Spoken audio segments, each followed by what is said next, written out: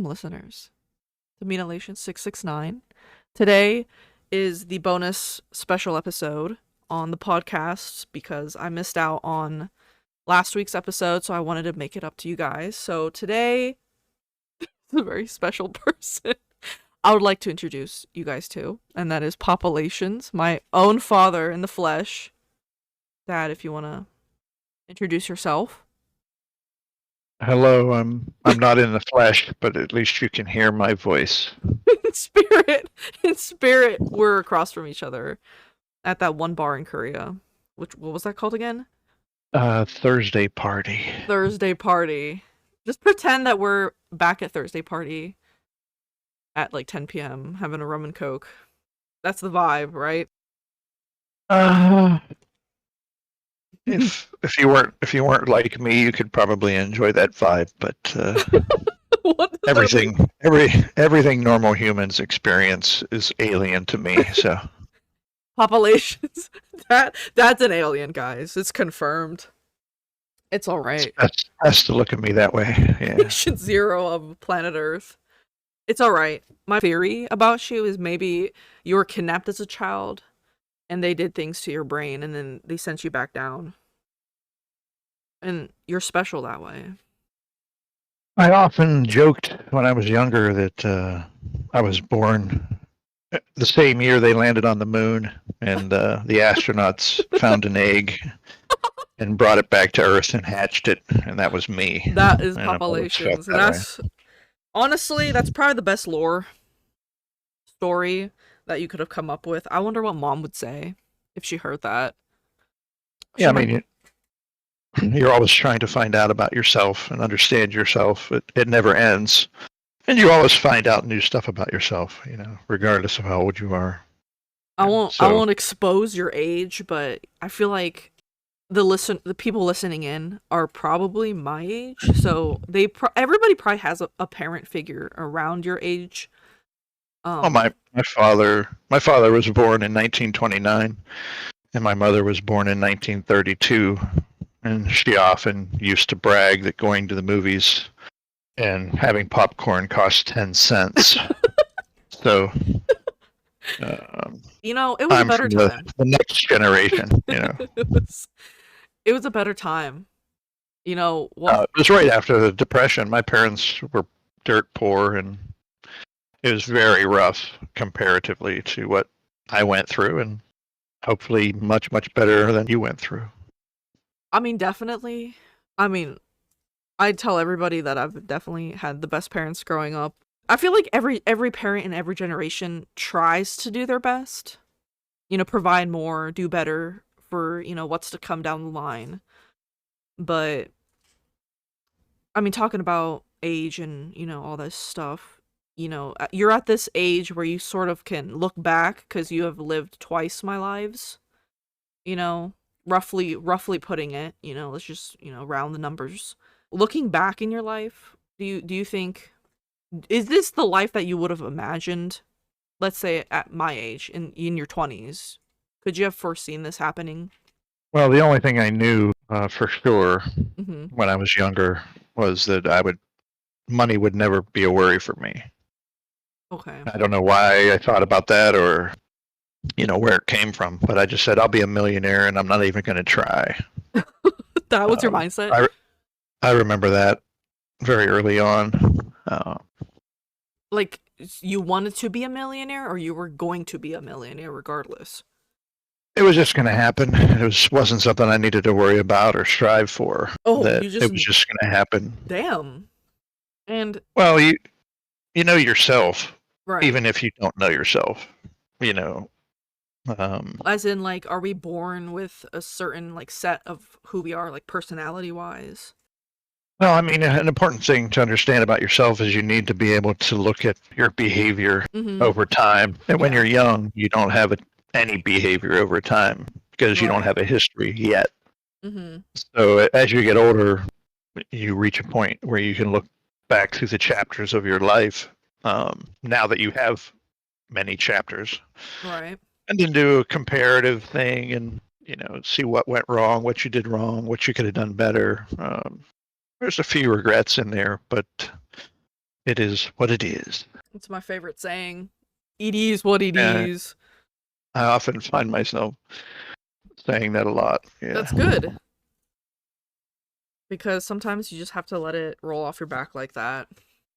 So, And everyone goes through life with their own experience. There's nothing you can say about a general population. There's no stereotypical comment you can make about a race, color, or creed. I mean, every single human experiences the world in a yeah. in a in their own way that we have no idea, about what they went through or what they think or how they feel, regardless of how close they are Mhm. to us, you know.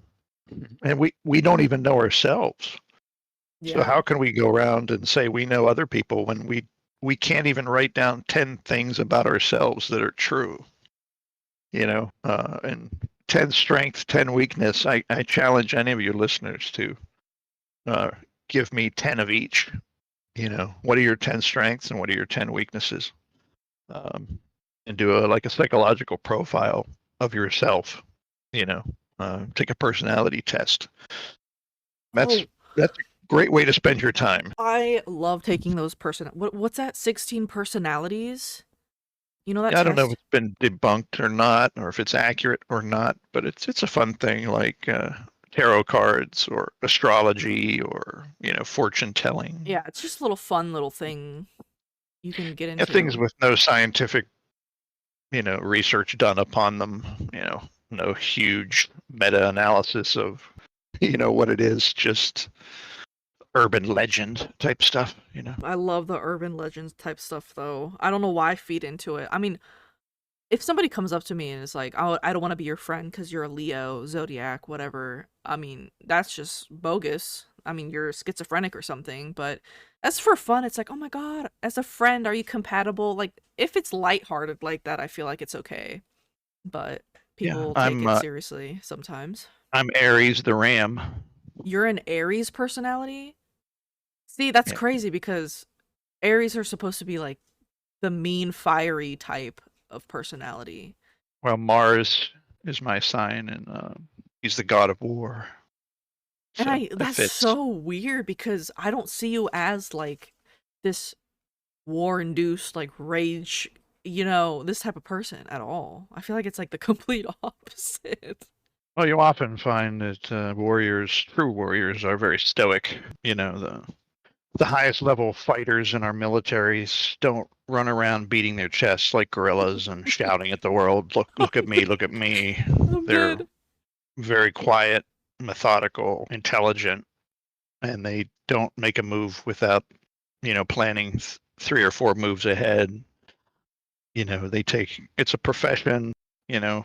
Uh, I just watched a Korean drama the other day, and one of the characters said, only weak dogs bark. Damn. Strong dogs don't bark. Oh my god. You know what? Okay, so I know you don't watch anime, but there's this one that I need to recommend because you would appreciate it so much. It's so in depth. It's not just some silly little fantasy anime. It's called Vinland Saga, and it's the Recommend that for your listeners. holy crap. I mean, you can't be my friend if you haven't watched it thus far cuz it has been out for a while. A few years at least, I think. If not, a couple years. It is, I mean, the writing, the characters, everything about it is so good. Its premise base is on, Nordic Vikings fighting and, taking over land, and the morality and the life lessons in that. It's just so beautifully written that it just makes you like want to be a better person watching it. Oh, anyways, yeah, you would love that one, Vinland Saga. 10 out of 10. 11 out of 10, honestly. Talking about warriors and stuff. Well, if I were to recommend a cartoon from my generation, I would recommend the Smurfs. I'm dead. No, no. Why? Why the Smurfs? It teaches an important lesson that you have to work as a team to get anything done in this world. You need a partner, you need a family, you need friends, coworkers, you need other people to accomplish goals. And if you don't, have a collection of those people around you, ultimately you won't go very far. So, and the Smurfs always work together against conflict and challenge, and they all had their unique abilities. Like we have strength and weakness. They each had a strength or weakness, but combined they could never be defeated. So, So now all the listeners now are like, wow. So they're already guessing your age because you said a cartoon it's the Smurfs. I don't even think I've watched a single episode of that cartoon. that's okay. Is that my homework? My homework to watch the Smurfs. Well, every generation has their thing. Music, TV, whatever it is, whatever brief moment in time that they get to make a stamp, on history. They have their musicians, their bands that are better than the last generation, and then as you get older and you look back and you compare it to new generation stuff, and you're like, oh yeah, my generation was better than this generation, and so on and so forth. Okay, but in your opinion, what was the best generation? The best generation? What do you mean? Like, so you mentioned like music and stuff, and I know a lot of my listeners they're just curious about who you are, because I've brought up that you have been my inspiration for a lot of things in my life, especially getting into, obviously gaming. There's that iconic picture of me in my little UFO chair looking up at you as you're gaming. A lot of my friends want to know who you are. Like, they're like, okay, we know who Mina's dad is, sort of. I mean, because I've talked about you briefly, but I think everybody's curious to, like, what are your favorite things, right? Like, what kind of music are you into? What games do you play? Just like the basic introduction stuff. I know they're very curious about.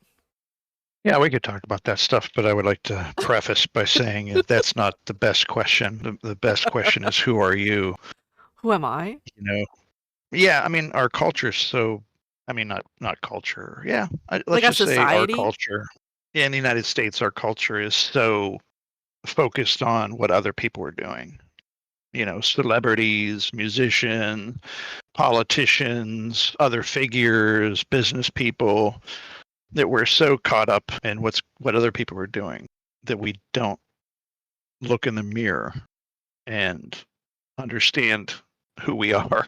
I think psychologically, you know, if I was just a third person, right? I think people are in the mindset of, well, I kind of knew who I am. I've lived my own experiences, but we're driven by curiosity. We want to know, oh, what's your favorite type of music? I think it's just human connection, really. You don't have to see it as, people not focusing on who they are. Rather, I think oh yeah, we should yeah, I know. celebrate human curiosity because it's good to talk about, Like you've said, it's always good to be a listener, but there are your chances in life to be, the talker, the speaker.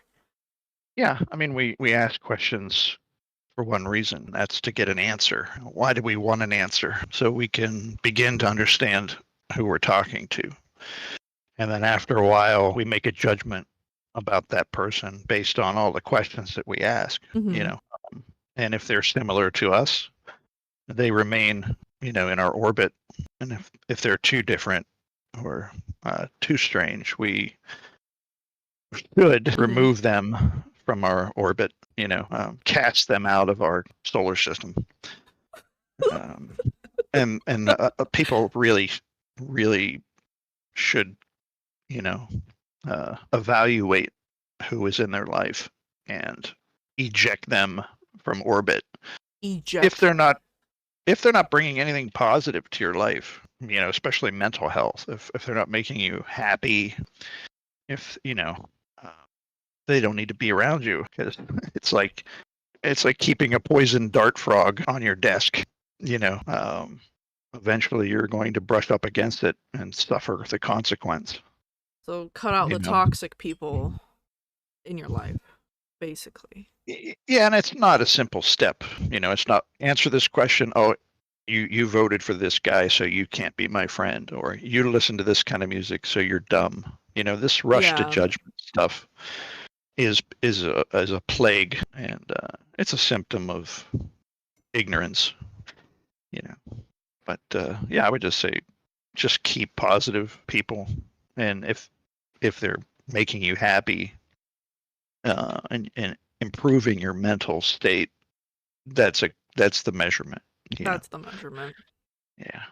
So what was the So question about music? yeah, so going back after that philosophical pool that we just had a deep dive into, um, yeah, music. I know you and I have bonded over music. I think a lot of my music taste comes from you directly. Yeah, I mean, if you look back, some of the greatest music made was before media, you know.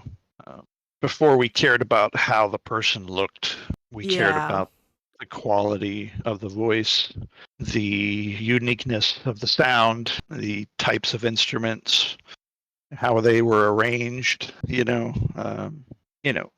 you had a list of pictures that included Beethoven, Bach, Chopin, um, and Jay-Z, JC, who you could list who could name you and identify, you know, these artists, you and listed all the classical musicians. Very well, end, JC. their music has reverberated through time, because it's about the product. It's not about the person who made it, you know. I agree. Like, I think music videos are stupid. It's just all flashy, you gotta look a certain way. No, it's all centered around generating profit. Right. That's one word someone should get tattooed on their body. Generate profit. That's the Is tattoo. that Yeah, that's the tattoo everyone should get, because that's the foundation of our modern civilization, is generate profit. That's the command, you know. So, I don't want to generate um, profit. I just want to live in a little cottage by myself somewhere out in the forest. I mean, you'd have to go back to living with the American native community on the plains, like the Sioux or the Comanche or the Apache. They didn't exist to generate profit. They existed to exist, We all need to and do their that. We their messed up. tattoo should be, their tattoo would have been survive. Yeah, you're You not know, wrong. We really messed that up, huh? well, we didn't mess it up.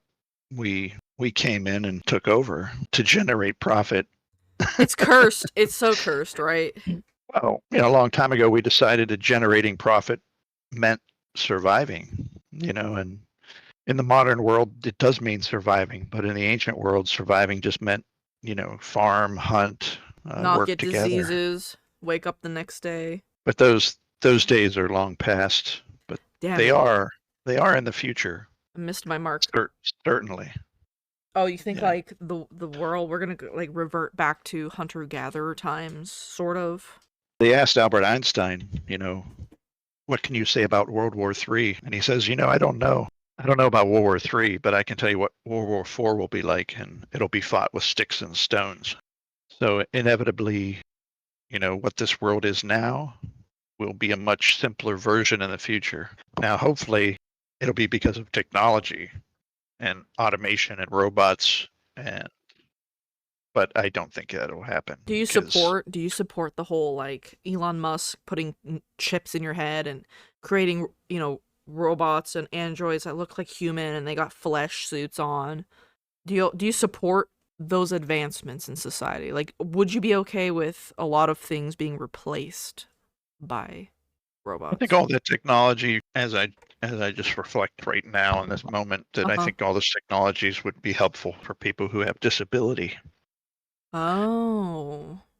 And I used to think all that stuff was cool, sci-fi stuff, that we could be Yeah. cyborgs and Yes. machines, and we could travel in starships and fly around the universe. But as I got older and read and found out more about the science behind space, Yeah.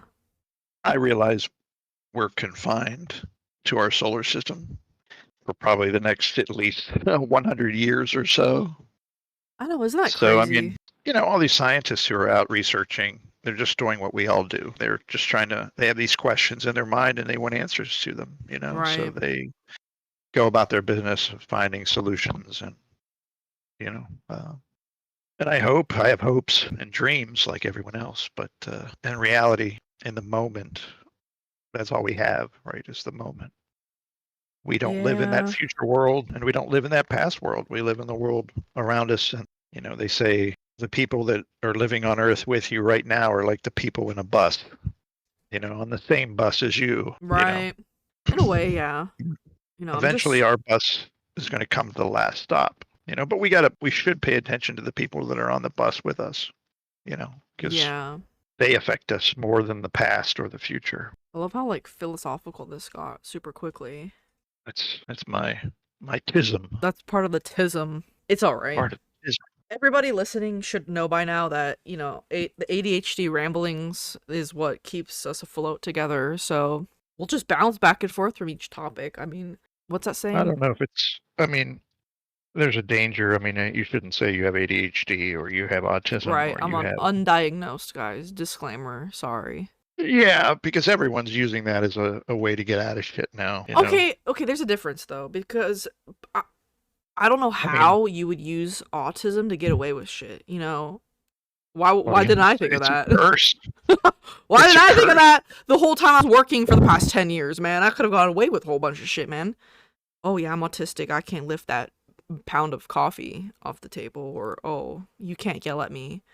I just feel Well, like. honestly, you can't fake neurodivergence, because your neurodivergence is reflected in your lifestyle and the See, choices that you make and the that's friends that you crazy. have I. and jobs that you have. It's all a reflection of what you have. So if I recommend people go, it's impossible now because it's so expensive and it's hard to Right. find a psychiatrist or a doctor or a psychologist. But if you ever have an opportunity to get diagnosed and go through testing, I would love that. Honestly, if it's a somebody big step wants. forward. I Yeah. am so open to it. I feel like everybody should. And everybody now, I don't know if it was how we were raised or if your mom was drinking while you were pregnant or, the microplastics. I feel like everybody in my age group and younger, I think we all are on the touch of the tism. There's some sort of we're on the spectrum. We might not be on the same dot on the spectrum, but we're all on this big spectrum and we all got a touch of it. And unfortunately I wish testing and going to a psychologist and all this stuff was highly accessible and affordable, because I would love to see if I was actually diagnosed. I mean, I'm 99% sure all the roads lead to it for me. I read this little stupid little article online, like 10 signs to determine if you as a female are autistic, because determining and finding out autism in women, is significantly more difficult than diagnosing males with autism, which is it kind of makes sense. But, some of those traits were like selective mutism. Okay, I didn't have that. What was it? Masking. And I was like, oh shit, here we go. We're getting somewhere. And it was like a female with autism on any kind of, level, they mask. They're like chameleons in society. They always have to wear masks because we have to present ourselves a certain way, and we know this. So it's like kind of crazy, because I think about it, I'm like, I kind of do that. Not only I want to make friends and I want to get along with everybody, but if a certain a certain person is the way they are, I try to relate to that person so they don't think of me as somebody different or weird. It's bizarre. And then another trait was like obsessive collecting. Like if you're a female and you have a lot of collections, there's definitely a sign of autism there. And I'm looking at all my rocks, my shells, my plushies, my stickers, and I'm like, "Oh, here it is. I don't have to go to a doctor's office, man. I like marked off like 5 of the 10 symptoms." Well, How would they you do know, that in an office? Like, okay, how would I even go about this? Because I feel like it's kind of intimidating for a lot of people. Because most people are intimidated by just basic therapy and counseling. Imagine trying to figure out if you're on the spectrum, dude. Like, do I go to a doctor's office and I'm like, I want to be diagnosed? I want to see if I have autism. Is that how I go about this? well, I have a friend who lives in Australia, and he was officially diagnosed, and it's not a simple Right. 16 question test. It's 6 to 12 hours in a doctor's office, multiple testing, Playing also with physical blocks. exam, blood work, um, and then you get an official diagnosis, and Dude. that qualifies you for disability checks from the government or other aid. In that way, um, it's very helpful for people that are struggling, I mean, in life. I don't want to undermine or invalidate people who actually have autism or, are on the spectrum that struggle every day to do basic things. Trust me, I'm not invalidating those people by saying, "Oh, I have touch of the tism." I'm not, Well, the invalidating important that. question is the important question is that there's an assumption that there is a normal and then there's an abnormal. See, but that's And weird. honestly, that doesn't exist. There is no normal and Right. there's no abnormal. There is just people. I feel like this is, I think, my biggest conspiracy is like we're all on the spectrum. There is no normal patient zero control group. Well, You know what I mean? We what all have what is weird, autism? Autism is just a word. It's a label. Like right? you're white, you're Asian, you're female, you're male, you're tall, you're short, you're fat, you're thin, you're a Democrat, you're a Republican, you're a Christian, you're a Muslim. These are just words we use to put people in a box. And that's something that humans have done probably since the first, humans crawled out of the cave into the sunlight. I mean, that's like You know, human nature, though. I mean, weren't the Homo correct. sapiens and the Neanderthals like rivals? Like, it's just, Well, if you're back then it was different, just survival, the smartest, the strongest, the most adaptable, and it's still true today. If you can't adapt and survive and move and duck and cover and run and slide, you're not going to make it. You know, well, you have to be very gee, agile. You have to be very agile to survive Earth. You I'm know, like the complete opposite of an agile person. How have I survived? well, you're locked into a little pathway forward that you're slowly chugging along like that little train up the hill. You know, Mm-hmm. um, and that's fine because most people, get on that track and charge ahead towards some goal that they have. Right, right. I'm not saying it's bad. It's just the way that it is. But it's always helped me to go back and think, you know, 50,000 years ago, people out in the forest sitting around a campfire. What did they talk about? You know, what were their concerns? What were their worries? And I can tell you they're no different than they are now. That's You know, exactly what I oh, was gonna say. I feel like yeah, will my kids be okay when I'm gone? Will we able to find a deer tomorrow to eat? Will the coming winter be so harsh that some members of the village die? Uh, Granny over there she's pretty old and she cleans all the fish. And if she dies, well, who's going to clean the fish? We're going to have to, the worries that they had were just as valid as the worries we have. it's It's kind of just, comforting to think about it that way. Like like yeah, basic human biology wise, like we haven't really changed. Like well, we that's the important thing that we can lose track of is mm-hmm. we should study biology first. Yeah. I think that's the most important. Biology and psychology are Yeah. probably the two most important things, because history is an example of biology and psychology. Those are the examples of that process. So if do you want to study the results of the process or do you want to study what caused those things to Mm-hmm. happen? So if you look at biology and psychology, that's the foundation of the human experience. And then history is what we've done with those two things. Yeah. So, anyone who studies history sees a cyclic pattern, the rise and fall of empire, for example. Cultures come and cultures go. Languages come, languages go. People come, people go. It's all transient. Mm-hmm. And nothing remains except the earth and rock. The pyramids. Oh, great. Yeah, we know a little bit about the ancient Egyptians, and we know a little bit about the Sumerians, the Olmecs, the Mayan, the Aztec. I can go on and on about ancient civilization. God, what a great topic to talk about. But they're no different than we are. They had legitimate concerns Mm-hmm. on a daily basis. So yeah, I do take great comfort in knowing that I am rooted in a biological reality that can't be changed by someone's words. That I can't be swayed into believing something that's nonsense because I know the truth of biology and psychology.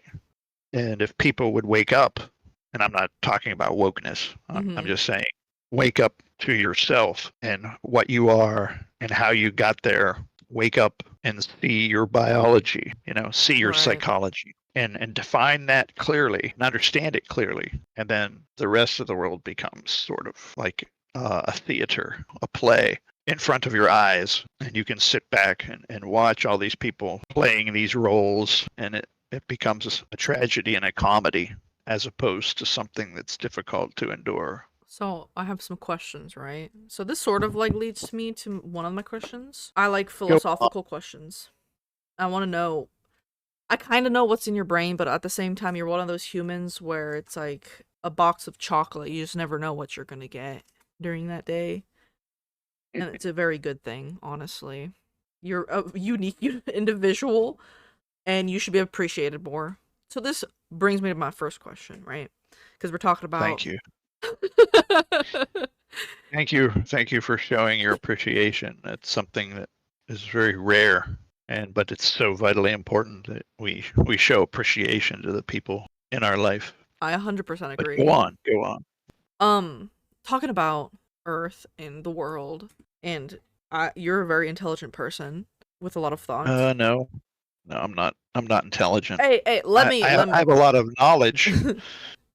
Well, that's the thing. People make a mistake. They don't know what smart is. Just take the compliment, man. Oh, no, it's dangerous. I don't want to deceive myself, through other people's flattery. I don't want everyone to inflame my ego so my head inflates and I become like some of the leaders in our society today. But I thank you for your appreciation. Yes, for sure. Okay, so I think this is like it's a basic question, right? But I don't think I've ever asked you, and that's so weird because you're my dad. No, it's not weird because I'm your dad. That's why it's not weird. Because I am who I am, and it's like a tree, or a bush or a tiger or an elephant. You walk up to it and you say, wow, you're an elephant, but I wish you were a tiger. And the elephant goes, well, I am what I am. And it is what it is. It is what it is. Don't beat yourself up about who you are. Just identify who you are. Identify your place in the world. And if you don't like it, work on changing it. Yeah. Complaining doesn't help. But go ahead. Okay, so the first question that I want to get into, right? So if you had... I mean, basically, you could be God almost. If you could change one thing about how the world is being run or how it is now, what would you change? Like right now, as of currently, what's the one thing you would change about the world? If you had all the power, you literally could play God, what would you change? Well, I think I would give you the same answer God would give you. I would change nothing. Really? Because what we have is reality. That's true. That's very true. It goes back to that simple expression, it is what it is. It is what it is. We have to recognize that that's a foundation. But I'm just saying, reality. It's unchangeable. Yeah, but these are hypotheticals. I see. I would remove violence from humans. The violent nature, I would remove that completely. You would remove... Once again, it serves a purpose. Yeah, I was going to say. Population control, fighting over resources, murdering people with different ideas, because if you kill the person with the idea dies. Because you can't kill ideas. You can only kill the people that have those ideas. So you would remove violence, if you could. But it would fundamentally change the nature, the very fabric of our reality. It would be unrecognizable. It would change everything. But would it be in a good way, or do you think it could also potentially be detrimental in a bad way if you remove Well, violence? you can't say good or bad, just different. Do you think the universe works on a good or bad principle? That's a Hell Christian no. ideal. I mean, that's an ideal based in ideology, but that's not reality. Right. In the universe only thinks about one thing, change. That's how the universe measures itself, is by change. It starts here and goes to there and then comes back again to this or to that. It's just always constantly changing. Mm-hmm. I don't want to get into quantum physics and other dimensions, other dimensions and all that stuff. But what we can observe now in this moment, the reality, I label it reality. Mm-hmm. It is what it It is. is what it is. I think people would be better off accepting that very early and quickly in their life. Hey, They'll have a that's much easier they'll have a much easier time of living hey, I if can they I accept can that. contest to this. I say that any unfortunate or misfortune that happens in my life, it is what it is, and then you Well, just go on. we really have to get away from labeling. I'm not a supporter of labeling everything. You don't I have to agree. label something to understand it. Actually, labeling prevents understanding. As soon as you label something, you make an assumption that you know it, and that's so dangerous. Mm, So do not label anyone or right. anything. Because when you do that, once again, you put them in a box and you say, this isn't changeable. But the one thing we know about reality, it only measures itself through change. Yeah.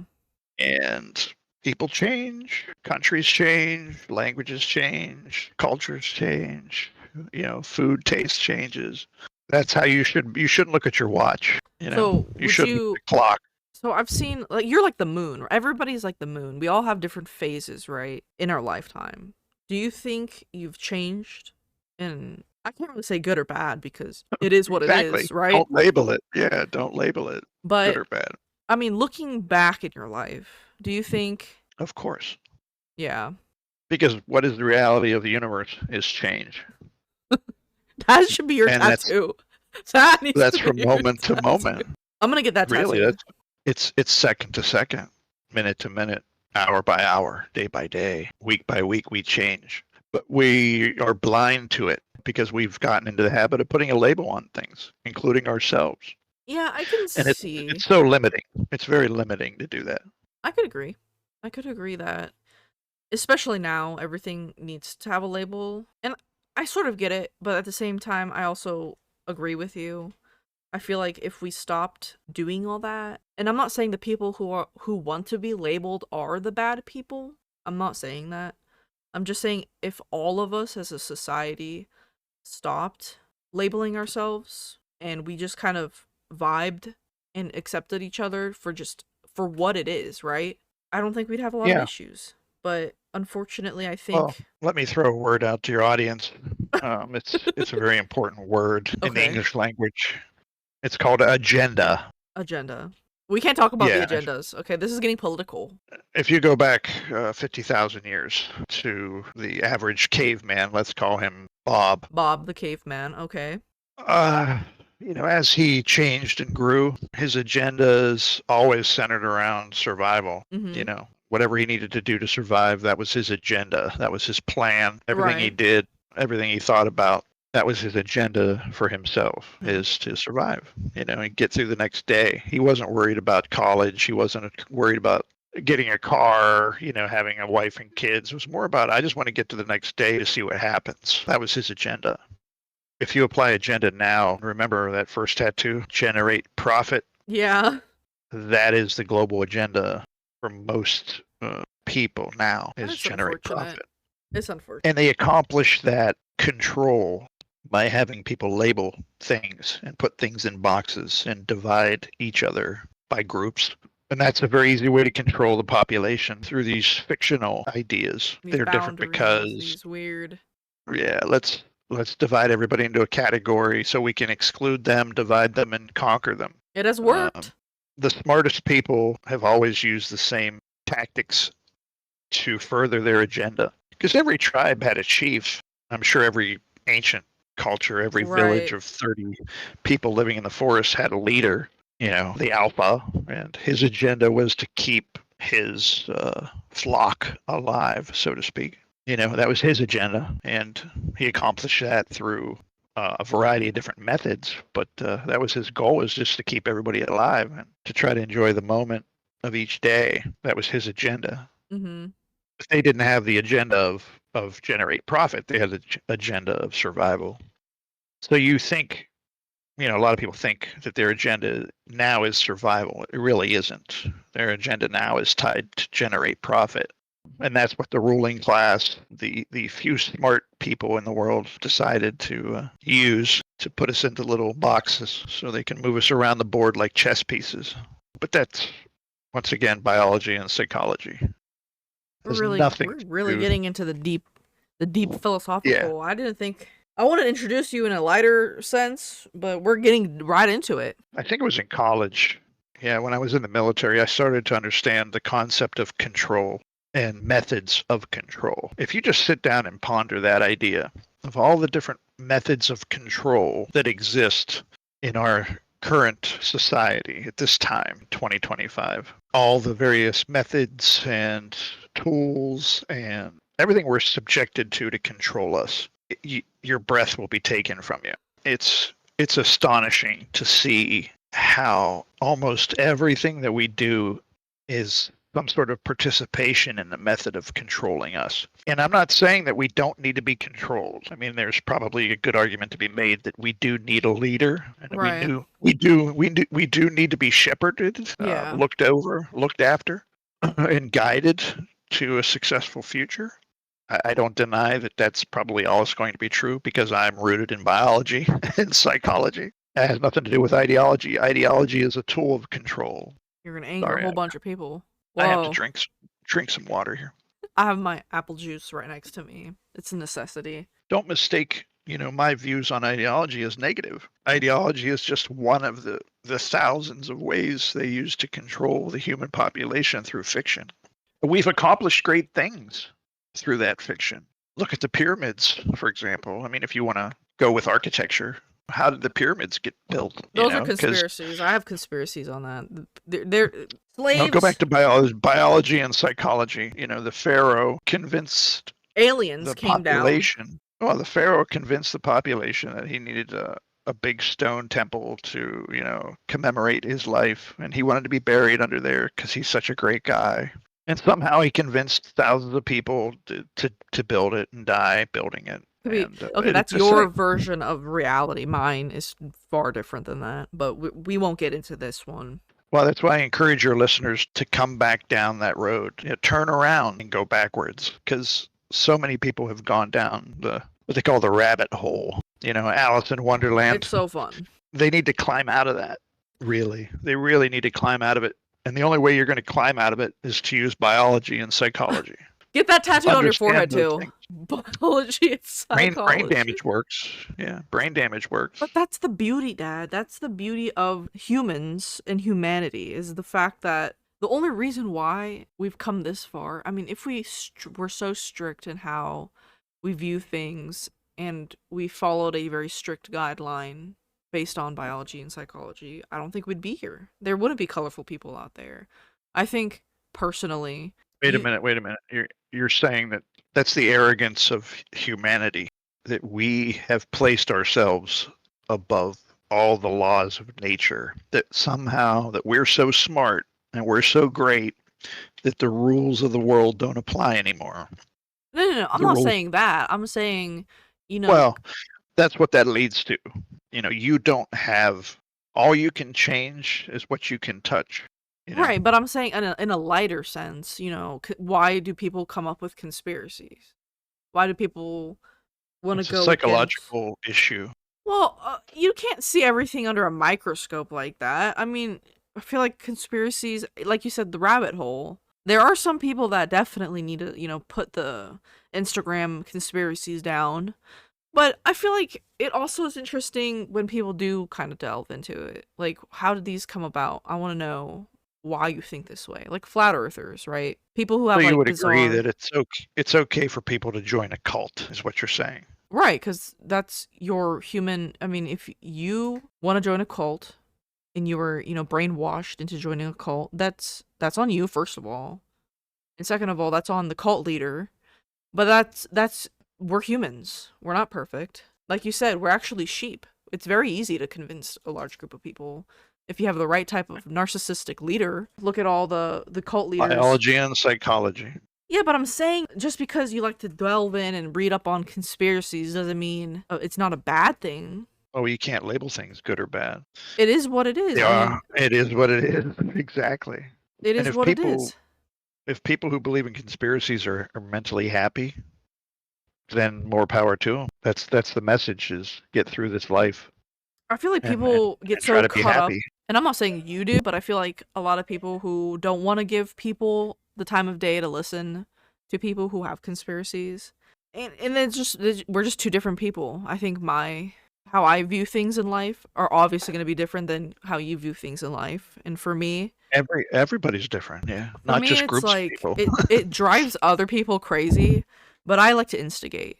If somebody has this outlandish conspiracy, like the Earth isn't flat, but it's actually vertical and it's an oval, but it is a two-dimensional object, I'm not going to look at that person and go, "Oh, you're schizophrenic." I'm like, "Okay, keep talking." So you like to be an agent of chaos, what you're saying. I am the agent of chaos, but chaos is what makes the world go. It's part of the universe. Chaos is okay. I don't want to get too into it, but if you believe in the Big Bang, what was the Big Bang? Chaos. It's freaking a huge explosion that just happens, and boom, we're all here. And if you're religious, I respect if you think God created everything. That's totally cool too to me. I mean, if that's what keeps you going. You can believe in the same thing, two things at the same time. Like you could say God created the Big Bang. Exactly. Regardless. So there you go. Solves all the problems in the history of the world. Right the God created the Big Bang. Bang, we're done. Religion and science have joined hands. That's the crazy thing. So when I have Christy on this podcast, we're going to get super into this because I don't think conspiracies are really a thing, which is fine. It is a crazy subject, and not a lot of people will understand it like you. I mean, I know there's a plethora of people out there who are just like you. Conspiracy people are crazy. It's just a mental illness thing. There's no one like me. Right. That's very true. That is very true. Well, that's the important message, I think, if anyone's listening. They have to know that there is no one like them. Right. Really. There could be similarities. Right. And preferences, but there is no human that has ever lived or will ever live that's exactly like they are. And, the rainbow is a simple visual representation of that idea. You can attach whatever meaning you want to the picture of a rainbow, but it's made up of millions and millions of different variations of the same colors. That's us. We're not the same. We're not all the same. But why do they want us to believe we're all the same? And that's for control. So pick a side, pick a team.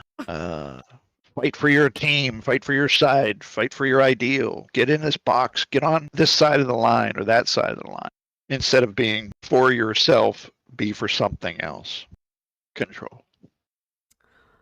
Wow, the episode went so deep. And that's the beauty of it, right? Because I didn't... Well, it's not deep. It's so simple as to be horrifying to me. With the level of thinking that I use. Uh-huh. And this is not boasting or bragging. Anyone can research on the different levels of thinking. There's a great video on YouTube. It's fun to watch, but it makes you think, how do I use my brain? Do I use it effectively? Am I using it effectively? And it's called Thinking Levels 1 through 6. And this guy talks about how some people utilize their brain to think, and some people go stage 1, stage 2, but never get to 6. And if you watch that video, I don't know what it is, I'm not going to say or link it, but it's not hard to find. Levels of Thinking 1 through 6 on YouTube. Yeah. It will really make you should look at yourself in the mirror and go, well, what level am I at? And I urge everyone to get to level 6 as fast as possible. Because all the turmoil in this world is based on level 1 and 2 thinking. If everyone was level 6 let's go back to that question. If I was God and I wanted to change something, I would make everyone a level 6 thinker immediately. I have to look at this video because I don't know what you're talking about, but I will check it out after this podcast recording, definitely. It's about analysis and extrapolation.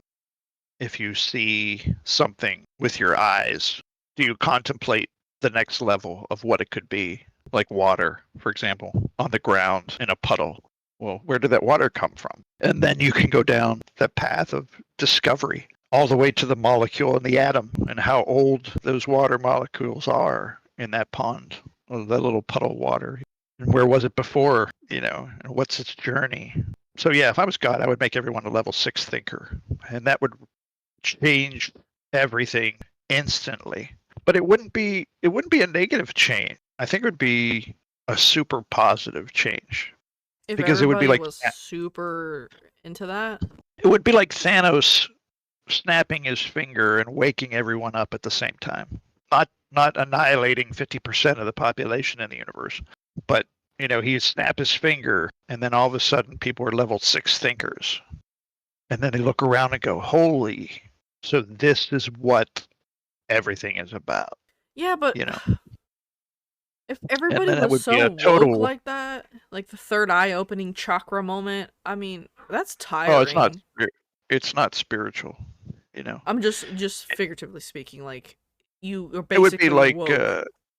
It would be like the chains coming off of a slave for the first time in 10 or 15 years. If you can imagine the feeling of a slave losing his chains for the first time and then being free from that point forward. That's what it would be like. If we all became level 6 thinkers. Yeah, I encourage everyone, and anyone can do it. It's a process. Scientists tend to be level 6 thinkers. Everyone, that's a high level thinker does great things because they're not trapped. It would be kind of crazy to see a society full of woke intellectual scientists that are always level 6 thinkers. Well, let's promise your audience and you and me and all your friends, can we stop using the word woke? I'm not saying like woke as in like the originated term woke. I'm talking like awaken. Woke as in like awaken. Different. Wake up. Quit sleeping. You say spirituality, but third eye opening moment where you're like the realization setting in, like, oh, everything clicks into place. That's what I mean. I'm not using the word woke. I mean, everybody knows me. I don't dabble in. Use the word eureka. I don't know. It'd be kind of weird to be in a society like that, because I think it's like there would be much less chaos. Yeah, but chaos is natural. We need chaos. Well, chaos is a feature of any process. Yes. But how much do you want is the question. Do you want 99% chaos or 5% chaos? It's always going to be there. But if everyone was a level 6 thinker, the chaos in our world would drop to about, what would naturally occur, like a volcanic eruption or the weather, or an earthquake, things we can't control, but that's chaos. It's going to be there. But what do we have now? What's the chaos that we have now is so pitiful and so meaningless. It makes us, I'm ashamed to be a human being at this moment in time. Oh my God, that is... Yeah, really. Why? It's embarrassing to see people have emotional trauma and emotional, let's say, spending their emotions on things that are so trivial and getting caught up in a web of fictional and being controlled like a herd of sheep to their demise, to their detriment, not to their betterment, to their detriment. And they blindly just leap off that cliff continuously into the ocean because that one guy says, go that way, it's great. It just makes me sick. That's why if I was God, I would snap my fingers and everyone would be a level 6 thinker. And they would realize at the end of that road is a cliff. So I'm not going down the end of that road. I'm not even going on that path because it's bullshit. But here we are. I don't know. I feel like I know I'm your daughter, but I feel like our thought processes are so different. And that's why having conversations like this is also important. And I know a lot of Well, like I everybody said, listening in probably no don't one is have like me. they probably don't have conversations like this with their father, let alone strangers, you Course, know. because they don't have me as their father. I, I'm I always beat saying I always beat myself up about that. I always curse my neurodivergence as a curse. Like, oh, I wish I wasn't me, so my children would have had an easier time. But then I look at the original question, and it's like, well, if I wasn't me, they wouldn't be who they are right now. So exactly. it's like trying to catch liquid mercury with your hands. You know, these dreams, these goals, these concepts, these regrets.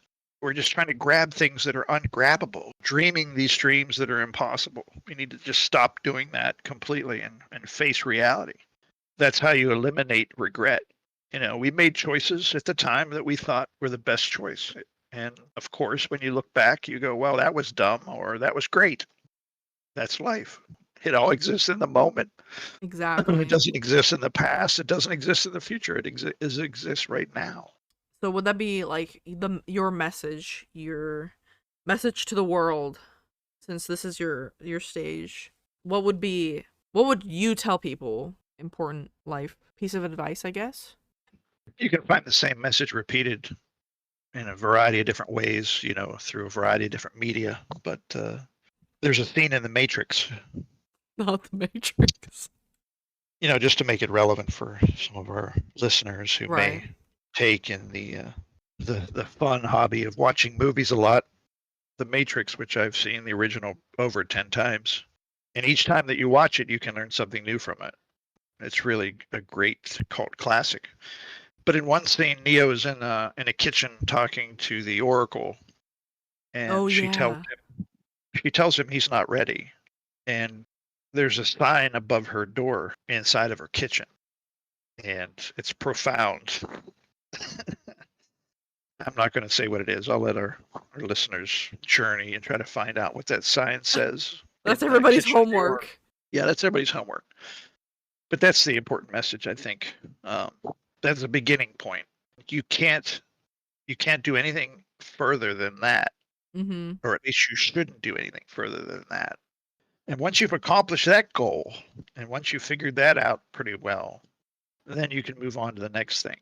But I would say that's the first thing people need to do is to read that sign and to really understand what it means. What are you Googling now? Maybe. I won't. I have to rewatch the movies anyways because circa back when I was like what, 3 years old, 4 or 5, you took me and Christy to go watch The Matrix and we fell asleep during it. But now, since, I have gained at least 3 brain cells since I was at that age, I think I could better process the movie. And I haven't seen the movie since, I think. So that'll be my homework too. Figuring out what the heck this sign is in the kitchen. You know, I didn't get to where I'm at by myself, and Yeah. that's very important. I didn't get to where I am without my children. I didn't get to where I am without my wife, without my parents, without my brother, without my friends, without my coworkers, without the people who I've shared my experience with. That has all shaped me in some degree. Mhm. It's like clay being left in the rain. You know, we are what we are from birth. Yeah. We are this lump of clay, and outside influences can shape us a little bit, but they can't change the fact that we're clay. Yeah. And that's the human experience. We're humans, and a lot of things can affect us from the outside, but essentially biology and psychology, that's just what we are. We're human. That's the clay. You know, I thank everyone that I have met. I thank everyone who has helped me along the way, and I apologize to all the people that I probably have done just terrible things to. But it was, and here's the disclaimer, you know, it was never my intention to do bad things. And that's what people should think about, their Mhm. intention. You know, if your intentions are good and you have a poor result, that's okay. But if your intentions are bad, trying to lead to a good result, you're going to be cursed in your life. Yeah. So think about your intentions. If they come from a place of what you believe, truly believe is goodness, then go do that. But if you know that your intention is to hurt or deceive or to gain something that isn't yours, I personally curse you to a life of misery and pain. I rebuke you. No, no, I curse you. Everybody watch out. Papalations. Text everybody who's bad. Listening in. Intentions, that's the key. In the law, there's a thing called motive, Right. and it's something they have to establish to Right. convict someone of a crime. And that's the first thing they look for is motive. Why did they do this thing? There has to be a motive. There has to be a reason that they did this. What was the intention? And that's the difference between murder in the first degree and murder in the third degree is the intention. When you were driving your car and you hit so and so on the street, did you intend to kill them or was it unintentional? Right. Oh, you tried to kill them? Okay, that's murder in the first degree. Oh, you didn't see them, you hit them? Okay, vehicular manslaughter. Different sentence, all based on intention. So what I'm saying in a simple way is people with good intentions in their life will not be punished as harshly as people with bad intention. The law reflects that, and I hope. In many ideologies, God is the ultimate judge, right? Their Mm-hmm. God will pass sentence at some point, either now or later, but I pass it now. I curse them to live a life of misery and suffering. Because only through misery and suffering will they have any chance to see the fruit of their ill labor, ill intent. They really need to suffer the consequence of ill intent to be purified from that experience and hopefully come out the other side a better version of themselves. Because honestly, the strongest steel survives the fire. This is true. And just by surviving and just being here, you've proven that you have what it takes. So everyone should congratulate themselves. Yes, I Pat love that. themselves on the back. Yeah, pat themselves on the back. That if you survived, congratulations, you won. And the moment you stop living, it's game over. But as long as you're alive, you're winning. I like this. I like towards the end of the podcast, leaving on a good, feel is always important to me. So what would you tell people I that agree. are kind of struggling to pat themselves on the back? Because we all have those. I mean, I know I went through it. We're just so insecure and we don't have faith in ourselves. So what would you tell people out there who can't pat themselves on the back right now or can't feel like they have deserve a pat on the back?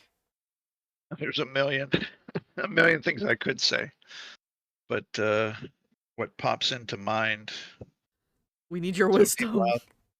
people out there that aren't feeling appreciated, that are struggling. I'll go with Michael Jackson on this one. Oh my god.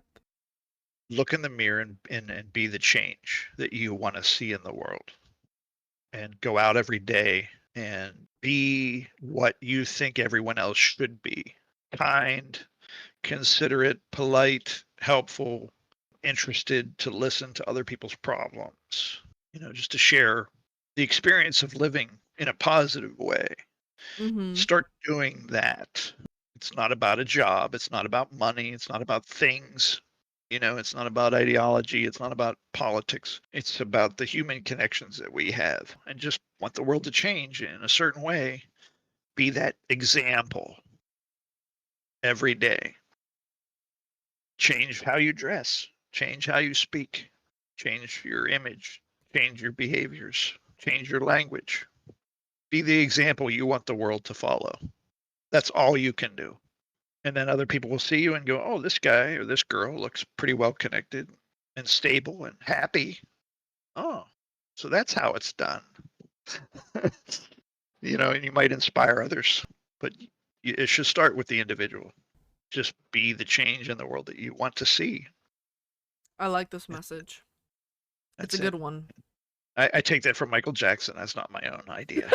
That's the great thing, like you said, about conversation. If you don't have conversations, you can't lead to new thoughts and new ideas. So Exactly. you should always never avoid conversation I and encourage it. listen more than you speak, 100%. because you learn nothing by speaking. All my best, greatest stories come from other people. It's not even my own stories, honestly. It goes back thousands and thousands of years. The older generation passed on what they knew to the younger generation. They didn't have books. They didn't have videos. They didn't have DVDs. Just sitting around a fire, passing on oral history, Yeah. generation to generation. Don't eat this, eat that. Don't kill this, kill that. Start a fire. This is how you do it. Catch a fish. This is how you do it. Pass it on. So they lived how we should live, by example.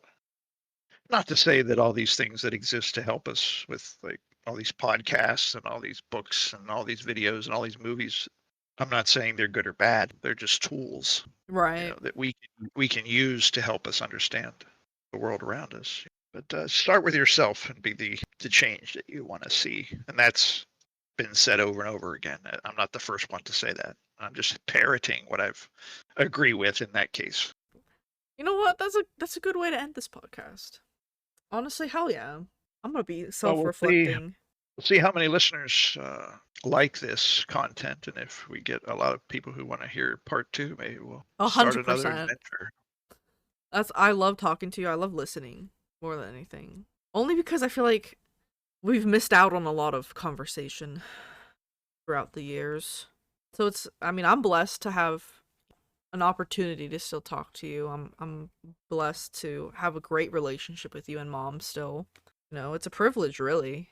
So I think people should take time and think about how they measure life. yeah.